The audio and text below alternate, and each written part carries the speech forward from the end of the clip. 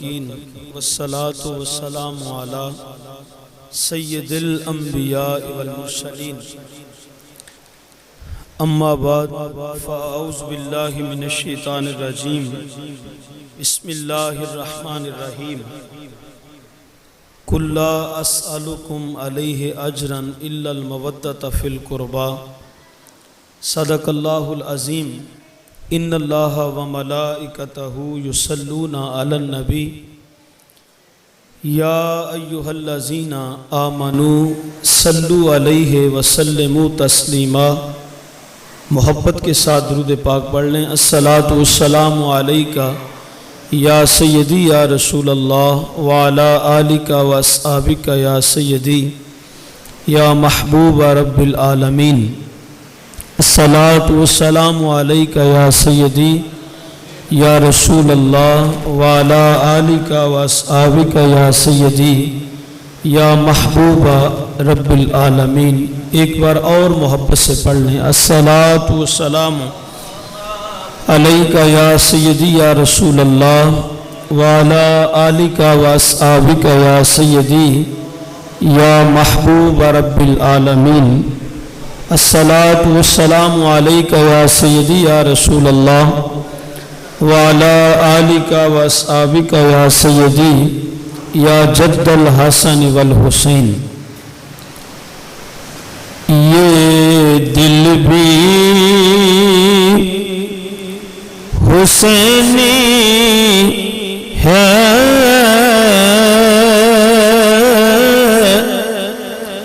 یہ جان بھی حسینی ہے، یہ دل بھی حسینی ہے، یہ جان بھی حسینی ہے۔ الحمد کہ اپنا تو ایمان بھی حسینی ہے۔ مل کے کہہ دیں الحمد کہ اپنا تو ایمان بھی حسینی ہے، اور رونق ہے مساجد میں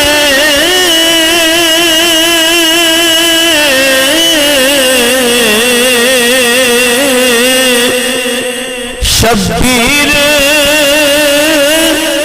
کے صدقے سے،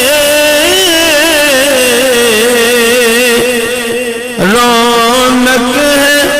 مساجد میں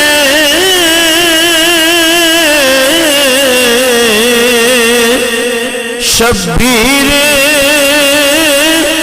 کے صدقے سے، شبیر کے صدقے سے منبر بھی حسینی ہے، آذان بھی حسینی ہے، منبر بھی حسینی ہے، آذان بھی حسینی ہے۔ الحمد کہ اپنا تو ایمان بھی حسینی ہے، اور نسلوں سے غلامی کا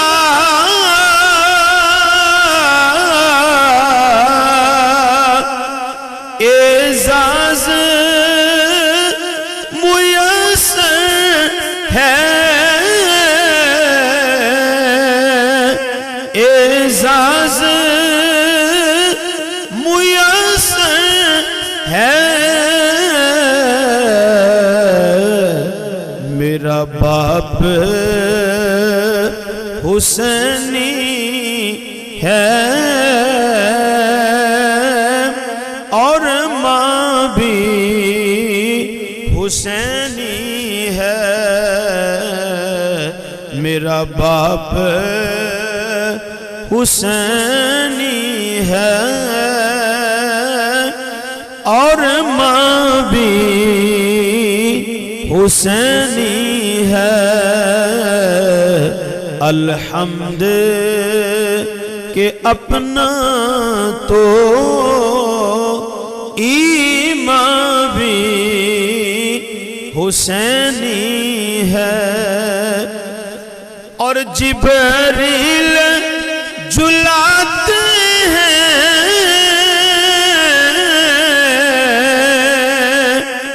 حسنین کے جھولے کو حسنین کے جھولے کو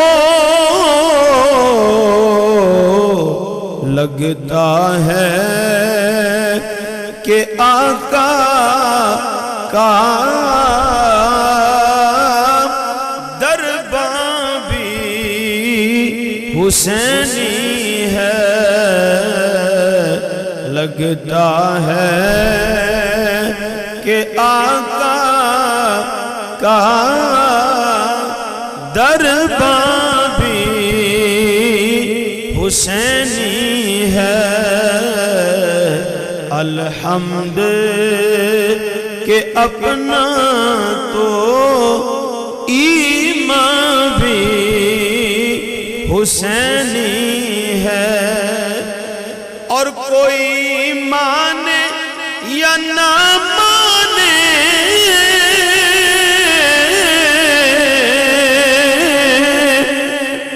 اپنا تو عقیدہ ہے اپنا تو عقیدہ ہے ہر قاری کے ہونٹوں پہ قرآن بھی حسینی ہے ہر قاری کے ہونٹوں پہ قرآن بھی حسینی ہے یہ دل بھی حسینی ہے یہ جان بھی حسینی ہے الحمد کہ اپنا تو ایمان بھی حسینی ہے تمام حمد و ثنا تعریف و توصیف اللہ تعالی جل مجدہ الکریم کی ذات بابرکات کے لیے جو خالق کائنات بھی ہے اور مالک ششہات بھی اللہ جل وعلا کی حمد و ثنا کے بعد حضور نبی اکرم شفیع امم رسول محتشم اللہ کے پیارے امت کے سہارے رب کے محبوب دانائے غیوب مال کے رقاب امم فخر عرب و عجم والی کون و مکان سیاہ لا مکان سید انس و جاں حضور ختمی المرتبت احمد مجتبیٰ جناب حضرت محمد مصطفیٰ صلی اللہ علیہ وسلم کے حضور ناز میں اپنی نیاز مندیوں کا خراج پیش کرنے کے بعد عالی مرتبت عالی وقار معزز مکرم محترم حاضرین و سامعین السلام علیکم ورحمۃ اللہ وبرکاتہ۔ آپ کے سامنے قرآن پاک سے چند کلمات طیبہ تلاوت کرنے کی سعادت نصیب ہوئی ہے۔ اس کے ضمن میں چند باتیں اہل بیت اطہار کی محبت کے حوالے سے میں آپ کے سامنے رکھنا چاہوں گا۔ خلاق عالم میری زبان پہ کلمۃ الحق جاری فرمائے، حق سن کر حق سمجھ کر اس کو ماننے کی بھی توفیق عطا فرمائے، اور جو اس میں سے قابل عمل باتیں ہوں اللہ ہمیں اس پہ توفیقات عمل بھی نصیب فرمائے۔ ارشاد ہوا قل لا اسألکم علیہ اجرا، محبوب آپ فرما دیجئے کہ میں اس پر جو تمہیں تبلیغ دین دی ہے اور تم تک اللہ کا دین پہنچایا ہے، اللہ کا پیغام تم تک پہنچایا ہے، یہ میرے تم پہ احسانات ہیں، تو اس پر میں تم سے کچھ بھی اجر اور معاوضہ جو ہے وہ طلب نہیں کرتا۔ میں نے تمہیں بہت کچھ دیا ہے، میرے بڑے تمہارے پہ احسانات ہیں، تم خود شناس بھی نہیں تھے تو میں نے تمہیں رب شناس کیا ہے، تمہیں اپنی خبر نہیں تھی، میں نے تمہیں رب کی خبریں دی ہیں، تم گھر سے نکلتے تھے تو تمہارے اوپر شیطنیت کا جو ہے وہ اترتی تھی، اور اب اپنی صحبت میں بٹھا کر میں نے تمہیں اتنا بلند کر دیا ہے کہ مسجد میں آنے کے لیے اپنے گھر سے قدم بعد میں رکھتے ہو، اور اللہ کی رحمتیں تم پر نازل ہونا پہلے شروع ہو جاتی ہیں۔ تو یہ میرے تم پہ احسانات ہیں، تمہیں میں نے ایمان دیا ہے، اسلام دیا ہے، عرفان دیا ہے، قرآن دیا ہے، اور تمہیں رب رحمان کا پتہ دیا ہے، تو یہ میرے تمہارے پہ احسانات ہیں۔ لیکن فرمایا لا اسألکم علیہ اجرا، میں ان احسانات پر تم سے کوئی بھی اجر اجرت اور معاوضہ نہیں مانگتا، اس لیے کہ لا اسألکم، میں کیوں مانگوں؟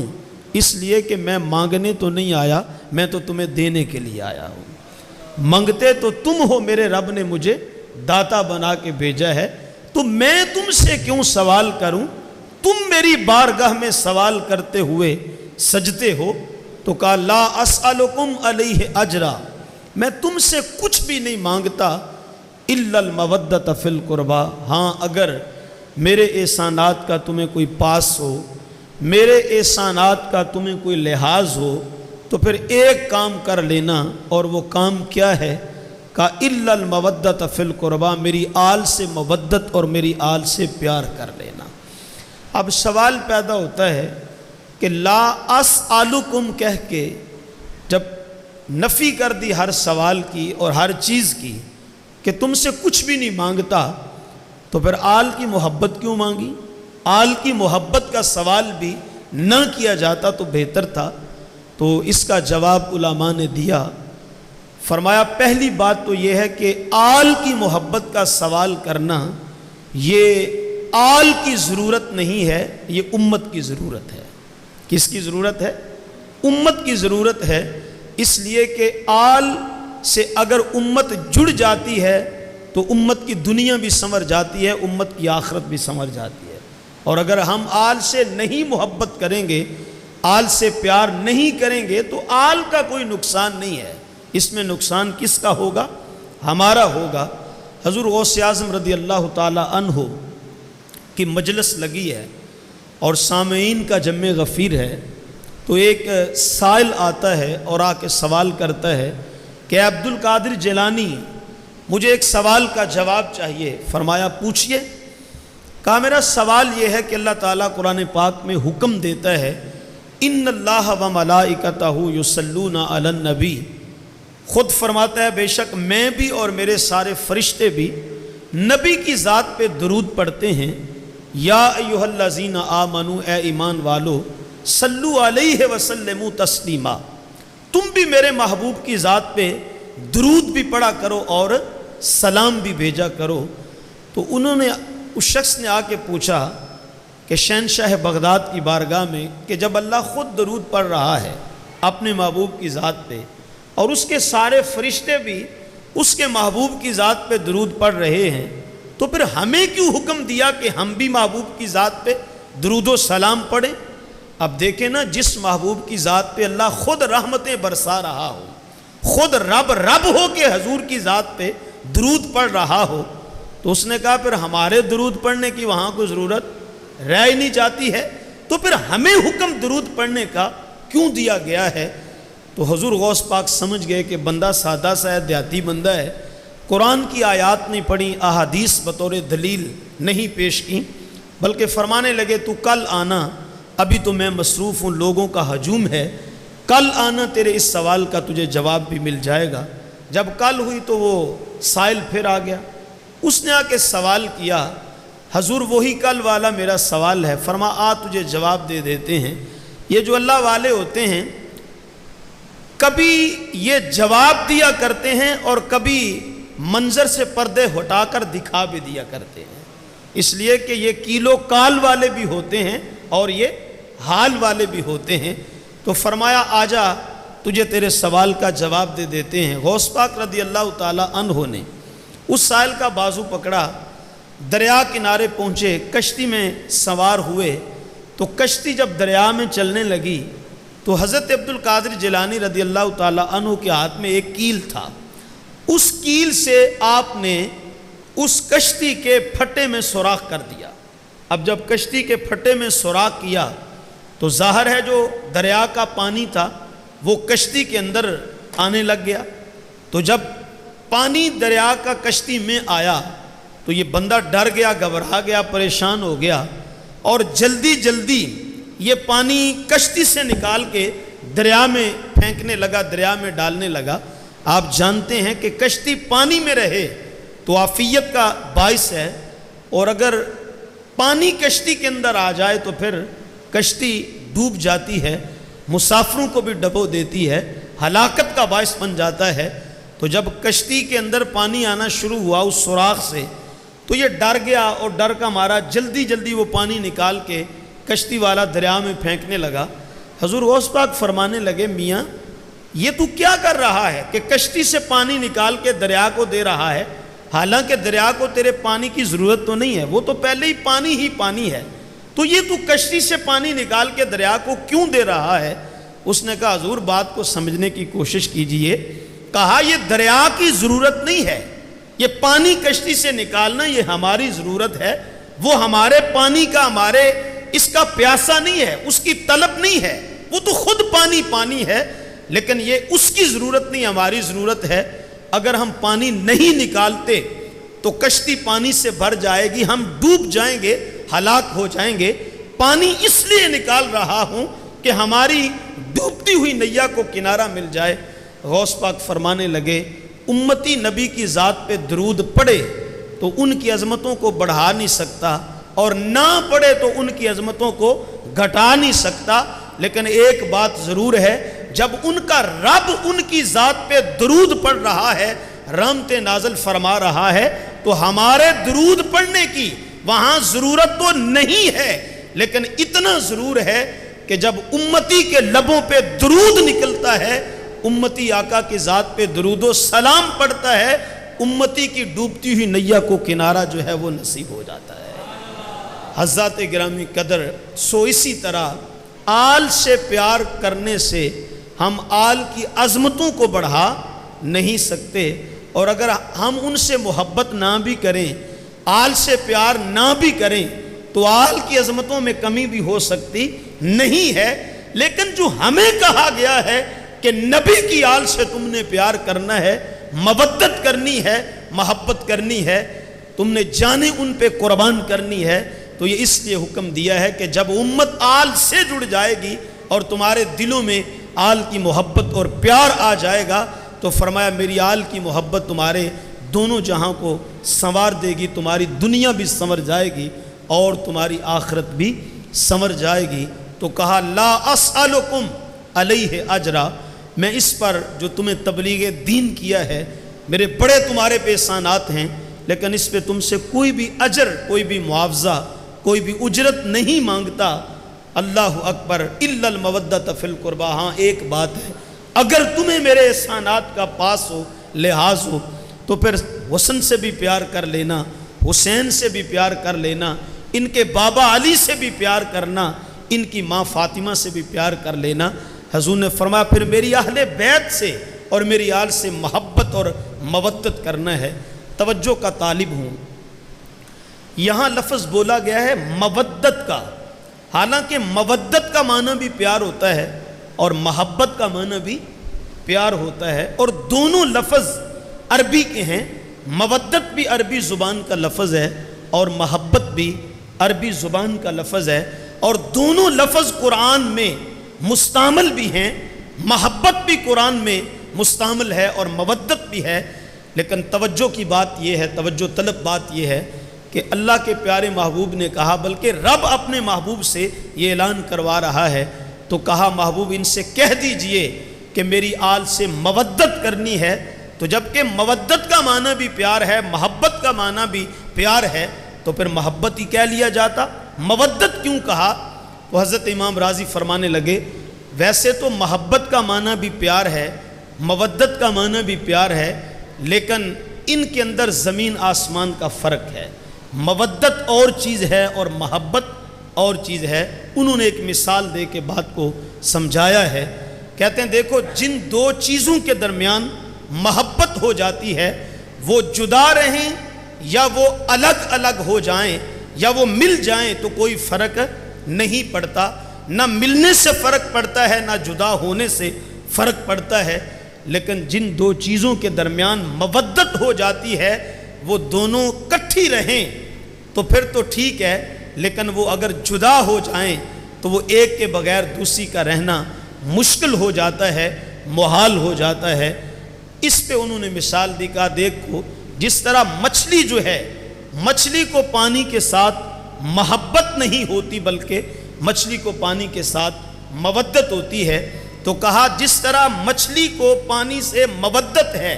یہی وجہ ہے کہ مچھلی پانی میں رہے تو پرسکون ہوتی ہے اور اس کو زندگی نصیب ہوتی ہے، اور اگر مچھلی کو پانی سے جدا کر دیا جائے تو پانی سے جدا ہوتے ہی وہ بیچاری بے چین ہو جاتی ہے، وہ تڑپنے لگتی ہے، پھڑکنے لگتی ہے، یہاں تک کہ پانی سے جدا رہ کے مچھلی کی موت بھی واقع ہو جاتی ہے۔ تو میرے حضور نے فرمایا میری آل سے محبت نہیں بلکہ تم نے مودت کرنی ہے۔ تمہارے دل میں حسین کا پیار ہو، تمہارے دل میں حسن کا پیار ہو، تمہارے دل میں میری آل کی محبت ہو تو زندگی ہے، اور اگر ان کی محبت تمہارے دل سے نکل جائے تو پھر تم چلتے پھرتے بھی زندہ لاش ہوگے اور مردہ کہلواؤ گے، اس لیے کہ زندگی نام ہے تو نبی کی آل سے محبت اور پیار کرنے کا نام ہے۔ اچھا یہاں ایک اور بڑا باریک نکتہ ہے، وہ بھی آپ کی سماعتوں کی نظر کرنا چاہتا ہوں۔ مودت، مچھلی کو پانی کے ساتھ مودت ہوتی ہے، اور آپ جانتے ہیں کہ جن دو چیزوں کے درمیان مودت ہوتی ہے تو وہ اکٹھی رہیں تو ٹھیک ہے، اگر جدا ہوں تو پھر تڑپنے لگتی ہے، ان کا جینا مشکل اور محال ہو جاتا ہے۔ اب مچھلی کو پانی سے مودت ہوتی ہے تو آپ جانتے ہیں کہ مچھلی پانی سے جدا ہو بھی جائے تو پانی پانی کرتی رہتی ہے، اس کی جستجو ہوتی ہے، کوشش ہوتی ہے، آرزو ہوتی ہے کہ جلدی جلدی مجھے پانی کے اندر پھینک دیا جائے، یہاں تک کہ مچھلی کے ٹکڑے ٹکڑے بھی ہو جائیں تو پھر بھی وہ پانی پانی کرتی رہتی ہے۔ دیکھو سردیوں کا موسم ہو تو آپ نے ایک پاؤ بھی مچھلی کھائی ہو تو آپ بار بار پانی پیتے ہیں، آپ نے ایک پاؤ مچھلی کھا لی ہو تو گھر میں بیٹھ کر ایک پورا جگ پانی کا سامنے رکھتے ہیں اور گلاس پہ گلاس آپ پانی پیتے جاتے ہیں۔ کوئی آپ کا دوست آپ کو ملنے آئے، سردیوں کا سخت موسم ہو، بار برف باری ہو رہی ہو، ٹھنڈی ہوائیں چل رہی ہوں، اور کوئی آپ کو اس قدر پانی پیتے ہوئے دیکھے تو وہ پوچھنے کا حق تو رکھتا ہے نا کہ میاں اتنی بار برف پڑ رہی ہے، اتنی سردی ہے اور تو پانی پہ پانی پیے جا رہا ہے، خیر تو ہے؟ تو آگے سے جواب یہ ملتا ہے کہ یار آج میں نے مچھلی کھا لی ہے، آج میں نے کیا کھا لی ہے؟ مچھلی کھا لی ہے۔ یار اگر ایک پاؤ بھی آپ مچھلی کھائیں، حالانکہ وہ مچھلی مچھلی تو نہیں نہ رہی، وہ تو مر گئی، اس کے تو ٹکڑے ٹکڑے ہو گئے، وہ مچھلی تو ریزہ ریزہ ہو گئی۔ دیکھو ایک بار تو جب پانی سے مچھلی جدا ہوئی تب وہ مری، پھر جب قصاب کے چھرے کے نیچے آئی، اس نے مچھلی کے ٹکڑے ٹکڑے کیے، تب مچھلی کی موت واقع ہوئی۔ پھر آپ اس کو خرید کے لے آئے اور آپ نے آگ کے اوپر جب اس کو چڑھا دیا، اس کو خوب جلایا، تب اس کو آپ نے مارا۔ اس کے بعد جب مچھلی پک کر سامنے آ گئی تو آپ نے اس کو اپنے دانتوں کے نیچے لا کر ریزہ ریزہ کر کے اس کو مارا۔ پھر جب آپ اپنے میدے میں لے کر گئے تو جو آپ کے میدے نے مچھلی کا حال کیا، گھما گھما کے اس کے پرزے پرزے کر دیے۔ اب توجہ کا طالب، مچھلی مچھلی رہی نہیں ہے، اس کے ٹکڑے ٹکڑے ہو گئے ہیں، ریزہ ریزہ ہو گئی ہے، لیکن آپ کے معدے میں جا کر ٹکڑے ٹکڑے ہو کر بھی وہ پانی پانی اندر سے پکار رہی ہے۔ میرے آقا نے فرمایا میری آل سے مودت کرنی ہے، ایسی مودت کرنی ہے جس طرح مچھلی کو پانی کے ساتھ مودت ہوتی ہے، مچھلی کے ٹکڑے ٹکڑے بھی ہو جائیں تو پانی پانی کرتی رہتی ہے۔ کہا میرے حسین سے تم نے مودت کرنی ہے، تمہارے جسم کے ٹکڑے ٹکڑے بھی ہو جائیں تو ہر ٹکڑے سے آواز آنی چاہیے حسین تیری عظمتوں کو سلام ہے، حسین تیری عظمتوں کو سلام ہے۔ اے حسین تو نے حق ادا کر دیا ہے، اور حسین تو عظمتوں کا حوالہ ہے، تو رفعتوں کا دوسرا نام ہے۔ اے حسین ابن علی تم پر سلام، نازش آل نبی تم پر سلام، تم پر لاکھوں درود لاکھوں سلام۔ اے شہیدان محبت کے امام، لالا گوں لالا بدن لالا کفن، اے محبت شہیدان محبت کے امام تجھ کو سلام۔ افتخار ملت بیضا ہے تو، رب کعبہ کی قسم یکتا ہے تو، فخر کا دل میں دریچہ باز کرنا چاہیے، جن کا تو آقا ہے ان کو ناز کرنا چاہیے۔ تو صاحبو یہی وجہ ہے کہ آج 14 صدیاں گزر جانے کے باوجود بھی آج بھی حسین کا نام زندہ و جاوید ہے، اور آج بھی عشاقان حسین جو ہیں حسین کا جب نام لیتے ہیں محبت کے ساتھ لیتے ہیں، روح کو تازگی بھی نصیب ہو جاتی ہے، اور حسین کا نام جب لبوں پہ آتا ہے ہم عاشقوں کا سر فخر سے بلند بھی ہو جاتا ہے۔ تو کہا میری آل سے تم نے مودت کرنی ہے، محبت کرنی ہے، اور میری آل سے پیار کرنا ہے۔ اب آل سے محبت اور آل سے پیار کا میرے آقا نے صرف حکم ہی نہیں دیا ہے، خدا کی قسم میرے مصطفیٰ نے ان شہزادوں سے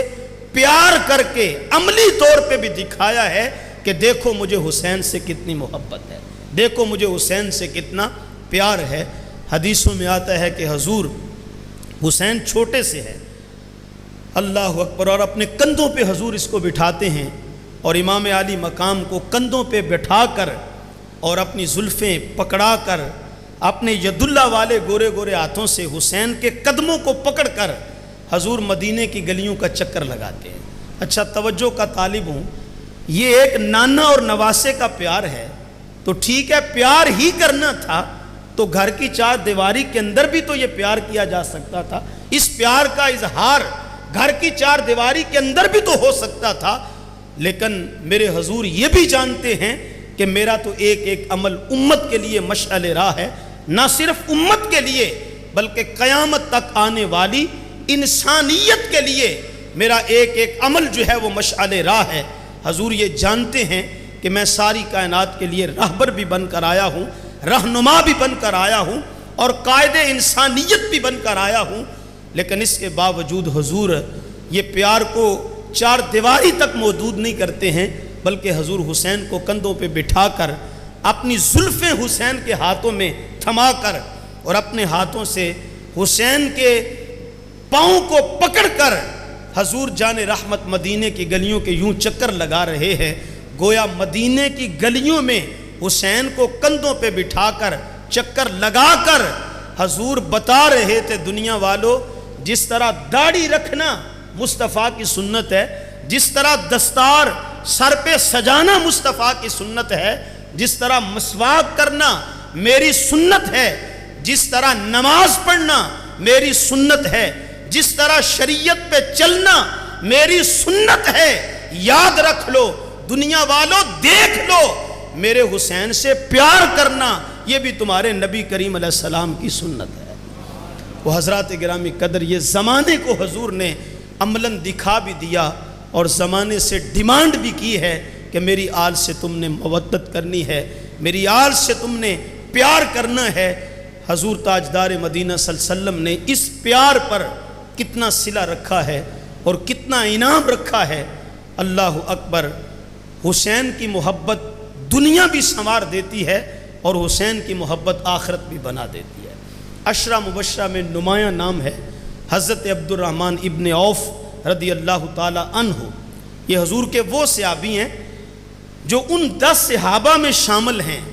جن کو حضور نے نام لے کر جنت کی بشارت دی تھی۔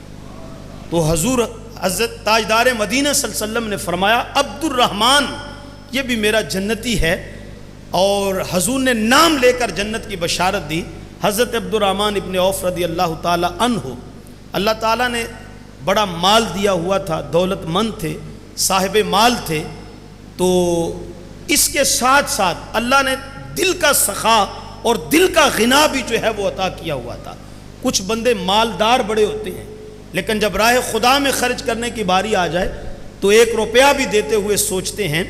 اللہ اکبر۔ میں ہمیشہ کہا کرتا ہوں اللہ سے جب کبھی بھی دعا کرو نا، یا اللہ میرے رزق میں برکت ڈال دے، مجھے مال دے دے، تو مال قارون نہیں مانگنا چاہیے بلکہ مال عثمان ذی النورین مانگنا چاہیے۔ وہ مال مانگنا چاہیے کہ جو اس کے رستے میں قربان کرنے کا جذبہ بھی ہو اور قربان کرنے کا حوصلہ بھی پیدا ہو جائے اور ذوق اور شوق بھی آ جائے۔ تو حضرت عبد الرحمن ابن عوف رضی اللہ تعالی عنہ مالدار صحابی ہیں، اور کبھی مدینے کے لوگوں کی دعوت کرتے ہیں، کبھی خاندان کے لوگوں کی دعوت کرتے ہیں، کبھی کسی کو کھانا کھلاتے ہیں، کبھی کسی کو کھانا کھلاتے ہیں۔ ایک دن ایسا ہوا حضرت عبد الرحمن ابن عوف رضی اللہ تعالی عنہ اپنے گھر میں آتے ہیں تو اپنی بیوی کو کہا کہ 2 پراٹھے تیار کر دو، 2 پراٹھے تیار کرو اور 2 روٹیاں پکاؤ اور ان پہ اچھے طریقے سے گھی لگاؤ۔ وہ پراٹھے جب تیار ہو گئے تو حضرت عبد الرحمن ابن عوف رضی اللہ تعالی عنہ وہ دونوں پراٹھے لے کر کے حضور کی دہلیز پہ حاضر ہوتے ہیں اور عرض کرتے ہیں حضور یہ چھوٹا سا نذرانہ ہے، اس کو قبول فرما لیں۔ حضور نے دیکھا تو 2 پراٹھے تھے۔ حضور نے فرمایا عبد الرحمن یہ کس کے لیے لے کر آئے ہو؟ تو حضرت عبد الرحمن عرض کرتے ہیں حضور یہ حسن و حسین کے لیے لے کر آیا ہوں، یہ 2 پراٹھے حسن و حسین کے لیے لے کر آیا ہوں۔ اب قریب ہی حضرت امام حسن اور امام حسین کھیل رہے تھے، سرکار نے ان کو بلایا حسن بیٹا ادھر آؤ، حسین بیٹا ادھر آؤ۔ جب دونوں ننھے شہزادے آئے تو حضور نے وہ 2 پراٹھے عبد الرحمن کے لائے ہوئے ان شہزادوں کے سامنے رکھے اور فرمایا تمہارا چچا عبد الرحمن یہ 2 پراٹھے تمہارے لیے لے کر آیا ہے، ان کو کھا لو۔ اب دونوں شہزادوں نے جب نوالا توڑ کے منہ میں ڈالے تو دونوں شہزادے مسکرا پڑے۔ جب حسن و حسین مسکرائے تو رب کا پیارا محبوب بھی مسکرا پڑا، کیونکہ یہ جب روتے ہیں تو حضور کا دل دکھتا ہے۔ حضور حضرت فاطمہ الزہرا رضی اللہ تعالی عنہا کے گھر کے پاس سے گزر رہے تھے تو اندر سے حسین کے رونے کی آواز آئی۔ حضور نے دروازے پہ دستک دی، سیدہ پاک جب دروازے پہ آئیں تو دیکھا ابا جی ہیں، کہا حضور حکم ہو، کہا فاطمہ حسین کو رلایا نہ کرو، جب حسین روتا ہے تو میرے دل کو تکلیف ہوتی ہے۔ تو جب یہ شہزادے روتے ہیں حضور کا دل دکھتا ہے، اور جب یہ ننھے شہزادے مسکرا پڑتے ہیں تو حضور کے لبوں پہ مسکراہٹ آ جاتی ہے۔ جب یہ شہزادے مسکرائے تو حضور بھی مسکرا پڑے۔ اب حضرت عبد الرحمن سے مخاطبہ کیا اور حضور فرمانے لگے یہ صلہ ہے حسین سے محبت کرنے کا اور امام حسن سے پیار کرنے کا۔ میرے آقا نے فرمایا یا عبد الرحمن کفاک اللہ فی امر دنیا کا، اے عبد الرحمن تو نے آج 2 پراٹھے میرے ان شہزادوں کو کھلائے ہیں، اللہ دنیا میں تجھے کسی کا محتاج نہیں ہونے دے گا، اللہ دنیا میں تجھے کسی کا محتاج نہیں ہونے دے گا۔ توجہ کا طالب ہوں یار، جو صرف 2 پراٹھے ان شہزادوں کو کھلا دے تو حضور فرماتے ہیں تجھے دنیا میں کسی کا اللہ محتاج نہیں ہونے دے گا، تو ایمان سے بتاؤ جو ان کے نام کی دیگیں پکا کے بانٹتا ہو، ان کے ذکر کی محفلیں کرواتا ہو اور ان کے نام کی محفلیں سجاتا ہو تو پھر میرے دوستو بتاؤ اللہ اس پہ کتنا مہربان ہوگا، اللہ اس پہ کتنا راضی ہوگا۔ لیکن بات ختم نہیں ابھی ہوئی، حضور نے فرمایا تو نے 2 پراٹھے میرے شہزادوں کو کھلائے ہیں، اللہ دنیا میں تجھے کسی کا محتاج نہیں ہونے دے گا۔ وَأَمَّا الْآخِرُ، اور فرمایا باقی رہا آخرت کا مسئلہ، تو کہا آنا ضامن لہو، فرمایا آخرت کی بھی فکر نہ کرنا، میں محمد تیری آخرت کا بھی ضامن ہوں۔ قیامت کا جب دن آئے گا ان شہزادوں کو پراٹھے کھلانے کے صدقے میں عبد الرحمن تیرا بازو پکڑ کے تجھے بغیر حساب کے جنت میں داخل کروا دوں گا۔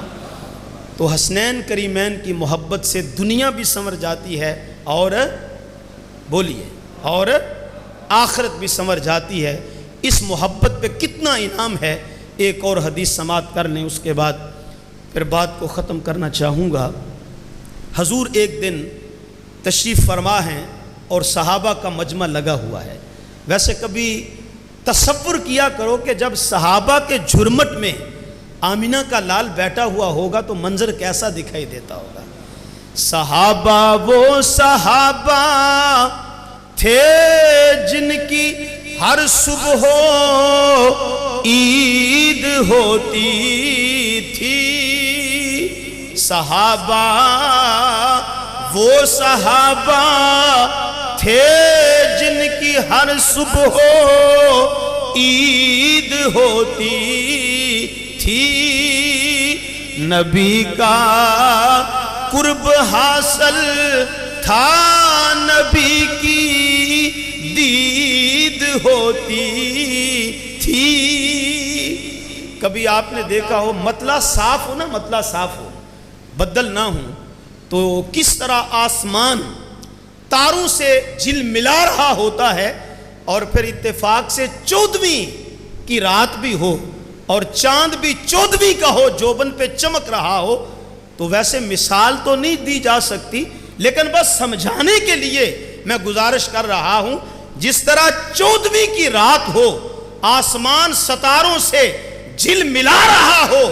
تو جو منظر 14ویں کے چاند کا ہوتا ہے، صحابہ کی مجلس میں یوں منظر میرے مصطفیٰ کے دیدار کا ہوتا تھا۔ اچھا، صحابہ بیٹھے ہیں، حضور تشریف فرما ہیں، تو یہ دونوں ننھے شہزادے حضرت امام حسن بھی اور حضرت امام حسین رضی اللہ تعالی عنہما، یہ دونوں شہزادے حضور کی گودی میں بیٹھے ہیں۔ دائیں طرف امام حسن ہیں، بائیں طرف امام حسین ہیں۔ تو سرکار نے اپنے صحابہ سے مخاطبہ کیا اور حضور فرمانے لگے، سنو میرے غلاموں، من احبنی، جس نے مجھ سے پیار کیا، جس نے مجھ سے پیار کیا، وَأَحَبَّ ہَذَینِ، اور جس نے میرے ان دونوں شہزادوں سے پیار کیا، یعنی جس نے حسن سے پیار کیا، جس نے حسین سے پیار کیا، پھر میرے آقا نے فرمایا وَأَبَاهُمَا، اور جس نے حسن و حسین کے بابا علی سے پیار کیا، وَأُمَّهُمَا، اور جس نے حسن و حسین کی ماں فاطمہ الزہرا سے پیار کیا، حضور ملے گا کیا؟ میرے آقا نے فرمایا جس نے مجھ سے پیار کیا، ان دونوں شہزادوں سے پیار کیا، ان کے بابا علی سے پیار کیا، ان کی ماں فاطمہ سے پیار کیا، حضور نے فرمایا اس کو لنگر پتہ کیا ملے گا؟ قربان جاؤں، سنو گے ایمان تازہ ہو جائے گا۔ حضور نے فرمایا کانا معی فی درجتی یوم القیامہ، فرمایا جو ہم سے محبت کرے گا وہ قیامت کے دن جنت کے اسی درجے میں ہوگا جس درجے میں میں محمد مصطفیٰ ہوگا۔ اچھا، آپ نے ویسے حدیث بھی سنی ہے، اس کا ترجمہ بھی سنا ہے، لیکن جہاں پہنچنا چاہیے تھا آپ پہنچے نہیں ہیں، جہاں پہنچنا چاہیے تھا آپ پہنچے۔ کوئی بات نہیں، میں آخری تمثیل مثال دے کے بات کو واضح کرنا چاہوں گا۔ میاں یہ آپ کی گلستان کالونی ہے، مکان اس کالونی میں بھی اچھے اچھے ہیں، لیکن آپ 2.5 مرلے کے مکان میں رہتے ہو تو کسی اچھی گلی میں اچھی کوٹھی ہو، جب آپ اس کو دیکھیں گے تو دل میں خیال تو آئے گا نا، یار یہ کوٹھی کبھی میری ہو تو کیا ہی اچھا ہو۔ اچھا، اس کوٹھی والا جو ہے وہ اگر کینال روڈ پہ واقع جو سوسائٹیاں ہیں، کالونیاں ہیں، وہاں جائے، وہاں کی کوٹھیوں کو نقشوں کو دیکھے تو اس کا دل میں آئے گا، یہ انسان کی فطرت ہے، کاش کہ یہ مکان، یہ کوٹھی میری ہوتی۔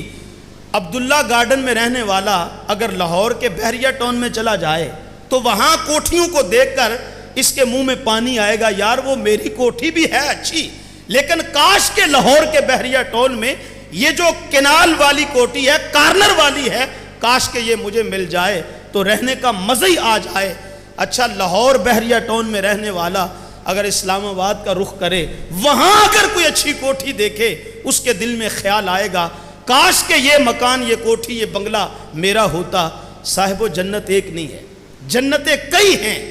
لیکن جو نیچے والی جنت ہی ہے، ویسے جو نیچے والی بھی جنت ہے نا، وہ بھی اتنی خوبصورت ہے کہ دنیا میں اس کی مثال ہی نہیں ہے، دنیا میں اس کی مثال ہی نہیں ہے۔ اللہ اکبر۔ لیکن نیچے والی جنت والا جب اوپر والی جنت کو دیکھے گا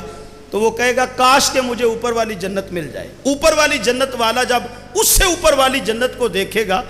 مختصر کرتا ہوں، وہ کہے گا کاش وہ جنت مجھے مل جائے۔ توجہ کا طالب ہوں، جو سب سے اعلیٰ جنت ہے نا، وہ میرے مصطفیٰ کی جنت ہوگی۔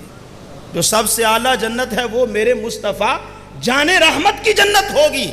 ویسے تو جس جنت میں حضرت آدم رہیں گے وہ بھی جنت ہے، وہ بھی اعلیٰ جنت ہے۔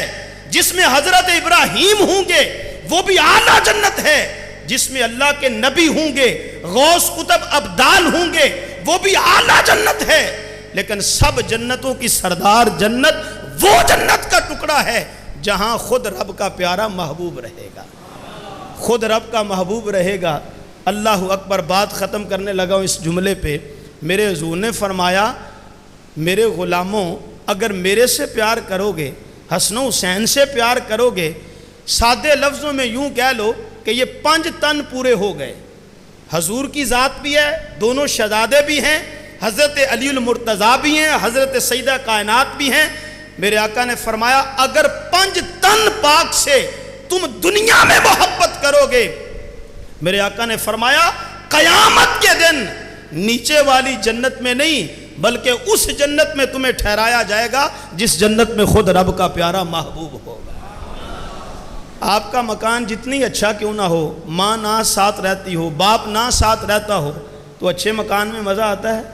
تو بھئی اب جنت مل بھی گئی تو جس جنت میں سرکار کا دیدار ہی نہ ہوا تو جنت کا مزہ بھی کرکرا ہو جائے گا۔ لیکن میرے آقا نے بتا دیا میرے شہزادوں سے، میری آل سے پیار کرنا تمہارا کام ہے، قیامت کے دن جنت بھی ملے گی، مصطفیٰ کے قدم بھی ملیں گے، اور جنت بھی وہ ملے گی جو میری مصطفیٰ والی جنت ہے۔ تو ان سے محبت کرنا یہ ہمارا حق بھی بنتا ہے، ہمارے لیے ضروری بھی ہے۔ جس طرح لباس ضروری ہے، جس طرح انسان کو جینے کے لیے کھانا پینا ضروری ہے، اسی طرح انسان کے لیے دل میں محبت حسین کا ہونا بھی ضروری ہے۔ اگر یہ پیار ہمیں نصیب ہو جائے، حقیقی محبت، تو پھر ہمارا یہ جہاں بھی آباد ہے، اگلا جہاں بھی آباد ہے۔ اللہ پاک ان شہزادوں کی محبت، نبی کی آل کی محبت، نبی کے صحاب کی محبت سے ہمارے دلوں کو شاد و آباد فرمائے۔ یہ اعلان سماعت کر لیں، انشاءاللہ بعد میں بھی اعلان کروں گا۔ آج انگریزی ماہ کا اسلامی مہینے کا دوسرا جمعۃ المبارک ہے، اور ہر اسلامی مہینے کے دوسرے جمعۃ المبارک کو آستانہ عالیہ اللہ والا ڈیرہ پہ ماہانہ درس قرآن پاک اور ماہانہ 11ویں شریف کی محفل کا اہتمام ہوتا ہے۔ تو آج انشاءاللہ مغرب کی نماز کے بعد ماہانہ درس قرآن بھی ہوگا اور 11ویں شریف کے حوالے سے محفل پاک بھی ہوگی۔ آپ سب احباب کو دعوت ہے، خود بھی تشریف لائیے گا اور اپنے دوست احباب کو بھی لے کے آئیے گا۔ وآخر دعوایا ان الحمدللہ رب العالمین۔